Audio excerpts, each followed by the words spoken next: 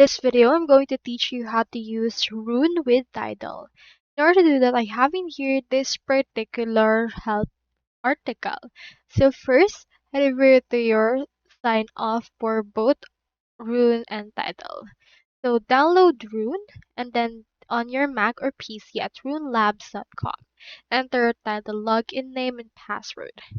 Now from there, you can just head over and then go to your Roon and under settings, go to services, and you can start uploading right here and see the title from there.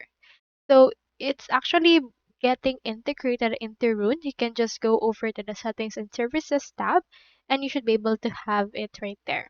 From in there, you'll be redirected to the option to connect your title directly from your Roon application itself.